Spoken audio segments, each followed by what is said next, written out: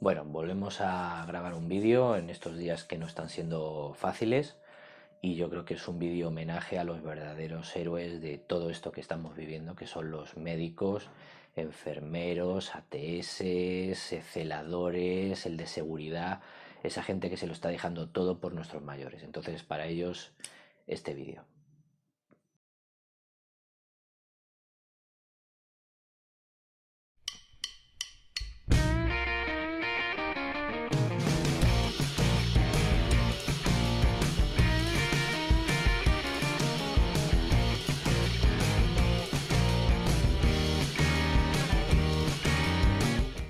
Y bueno, antes que empezar ya con el tema de hoy, pues una serie de agradecimientos. Bueno, llevo 700 visualizaciones el vídeo de la peste negra y la mal llamada gripe española. Yo no conozco a 700 personas, así es que muchas gracias a todos los que estáis viendo el vídeo y lo estáis redifundiendo. Yo entiendo que estamos todos en casa aquí muertos del asco y te aburres y rediriges todo aquello que te llama la atención. Gracias a todos esos que lo han visto. Y también gracias pues a gente como Manolo y Beatriz, que ellos saben quiénes son, que sé que lo están dando duro por todos nosotros en su casa, cada uno como puede y como mejor sabe. Ellos saben quiénes son y por qué y por quién se lo digo, ¿vale? Y dicho solamente esos agradecimientos, podría estar agradeciendo durante 5 horas a toda la gente que me ha estado llamando estos días, pero bueno, vamos al vídeo y a los héroes de hoy. Bueno, vamos a empezar con Hipócrates. Otra cosa, otra puntualización, perdonad los ruidos que podáis oír, pero claro, los vecinos están pasando la aspiradora, lógicamente, cuando pueden, y yo grabo cuando puedo. Entonces, intentar perdonar las incorrecciones de no tener un estudio de grabación. Bueno, Hipócrates, ¿por qué cogemos a Hipócrates? Porque se le considera el padre de la medicina, como el primer gran médico, el primer médico de la historia, ni mucho menos, pero quizá el primero en ser algo más o menos sistemático, crear un método, dejar por escrito una serie de síntomas, de aspectos e intentar transmitir eso hacia la posteridad para que la gente recibiendo, tienes una persona, tiene estos síntomas, este tratamiento funciona y este tipo de cosas, ¿vale?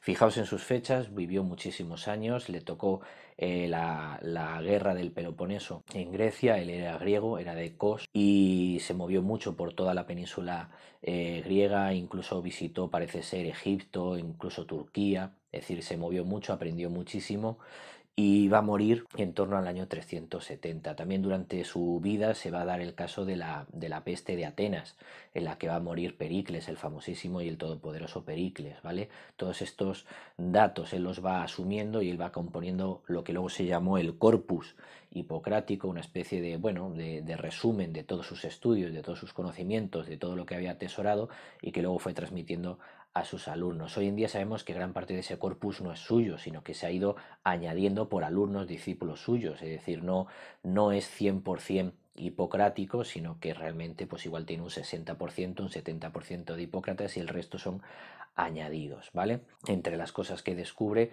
o por lo menos él, bueno, eso las que usan para su medicina, es que el cuerpo humano tenía unos cuatro humores, que eran la sangre, la bilis negra, la bilis amarilla y la flema. Cuando los cuatro estaban, digamos, compensados, estaban en equilibrio, una persona estaba sana. Y una persona enfermaba cuando uno de esos cuatro humores se desequilibraba por exceso o por defecto. Y entonces toda su medicina va a ser localizar ese humor que se ha descontrolado y administrarle un medicamento, un tratamiento que consiga regular ese humor y entonces pues ya todo se soluciona, ¿vale?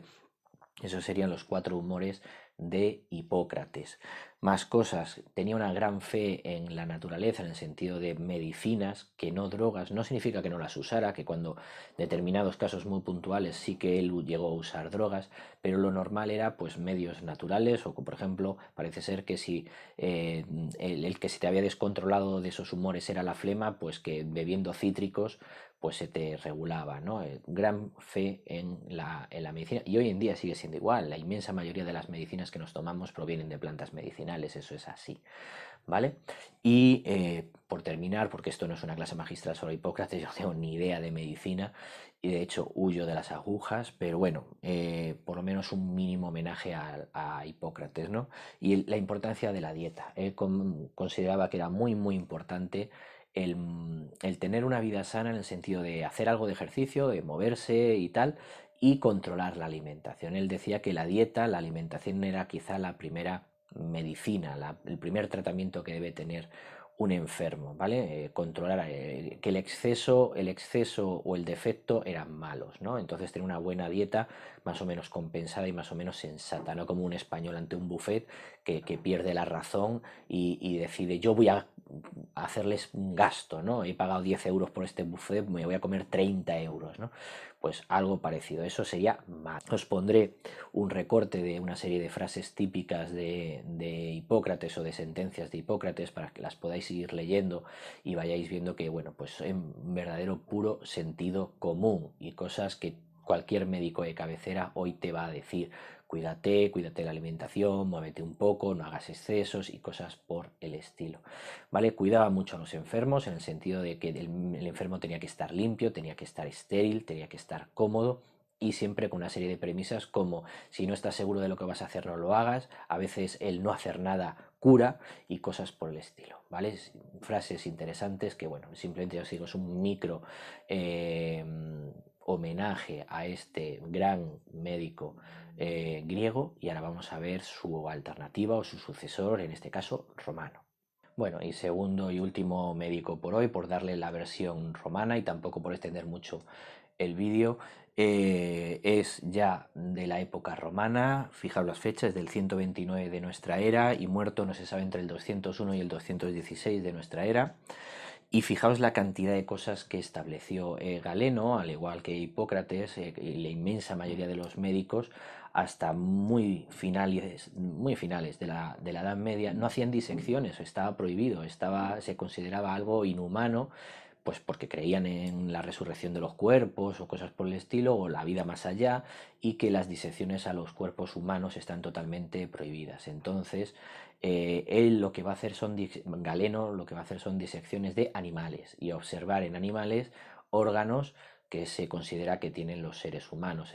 Pensar que en esta época hay batallas a espadazo, las heridas son bestiales porque son a base de espadazos, entonces lógicamente veían como a un herido se le salían las vísceras, o sea, más o menos tenían una idea de lo que había dentro, aunque oficialmente no podían hacer esas disecciones, ¿vale? Ni ponerlas por escrito, ni publicarlas, ni nada por el estilo. Así es que lo que van a hacer es estudiar a los animales lo más parecidos al ser humano y basado en lo que veían en los animales podían sacar ciertas suposiciones, ¿vale? Entonces Galeno, por ejemplo, no es que descubra, como tengo puesto aquí, sino en el sentido que es el que establece las funciones de los riñones y de las vejigas. Él lo estudia en los otros animales y lo aplica al ser humano. El ser humano debe tener riñones, debe tener vejiga y sus funciones son estas porque son las que tienen en otros seres vivos. Que las arterias llevan sangre, porque había otros médicos que habían dicho que las arterias transportaban aire. No estaba del todo desencaminado por aquello del oxígeno y tal, pero él es el primero que dice, mire, las arterias lo que transportan es sangre. Descubre las válvulas del corazón, que los corazones tienen válvulas y que funcionan y que bombean sangre, ¿no? Estudió determinadas enfermedades infecciosas como una peste que hubo en torno al año en torno al año 165, 170 de nuestra era, pues un poco cómo se produce, cómo se propaga, los síntomas de esa peste y cómo se trató esa peste del siglo II después de Cristo, ¿vale? Y luego va a ser bastante importante en el tema de la preparación de fármacos, en la preparación de fármacos. De hecho, en el castellano la palabra galeno está vinculada tanto a médico como a farmacéutico, como alguien que prepara un medicamento que te cura, ¿vale? Es que vengo del galeno o algo así, ¿no? Voy a estudiar a un galeno, vale, pues algo parecido, ¿vale? Importancia de la preparación de medicamentos. Y toda esta obra de Galeno, que a su vez había estudiado de discípulos de Hipócrates, ¿de acuerdo? Pues va a ser publicada, va a ser estructurada y va a ser seguida durante toda la Edad Media. De hecho, va a ser la base de toda la medicina de la Edad Media, son los escritos de Galeno, que a su vez bebía de los escritos de Hipócrates, ¿vale?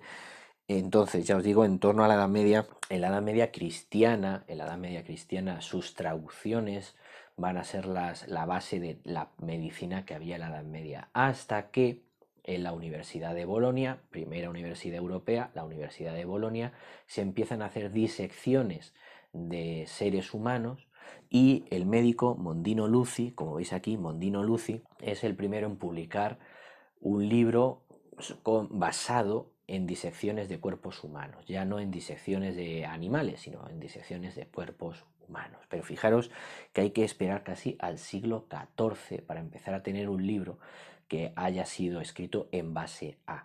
Los que visteis mi vídeo de la peste negra y la mal llamada gripe española, ahí os recomiendo que os vierais la película de El médico o que os leyerais el libro del médico, ¿no? Y se ve ese drama de los médicos que quieren aprender de cómo son los cuerpos por dentro para poder ayudar a curarlos, pero está terminantemente prohibido hacer esas disecciones, tanto en el mundo cristiano como en el mundo musulmán.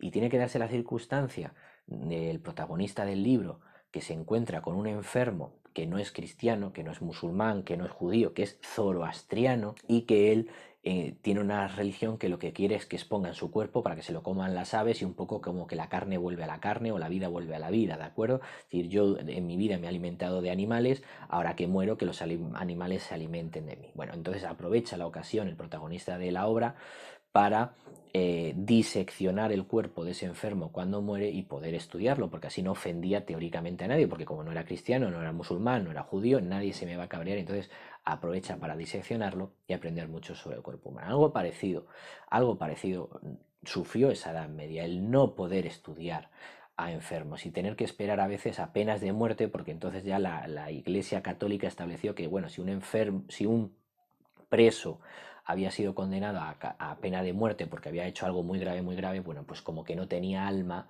y entonces a este preso se le podía diseccionar porque las facultades de medicina de toda Europa estaban clamando por cuerpos que diseccionar para poder aprender y poder curar a la gente, ¿de acuerdo? Bueno, este es el pequeño, el micro homenaje a esos verdaderos héroes que están hoy en día 24 horas comiéndose guardias de 24 horas y batallas de 24 horas sin descansar, con muy pocos medios y a veces con muy poca comprensión por parte de nosotros, ¿vale? Hay que seguir con ellos, hay que seguir animándoles y no dejéis de aplaudir a las 8 de la tarde. Pensaréis que es una chorrada, pero ayuda emocionalmente, ¿vale? Entonces romperos las manos a las 8 de la tarde a aplaudir a los médicos. Ya habrá tiempo de echar la culpa a quien sea, ya habrá tiempo de regular nuestra bilis, ¿de acuerdo? Echando bilis por la boca. Ahora se trata de todo nuestro apoyo, todo nuestro ánimo. Sois nuestros héroes y estamos con vosotros. Hasta el próximo vídeo.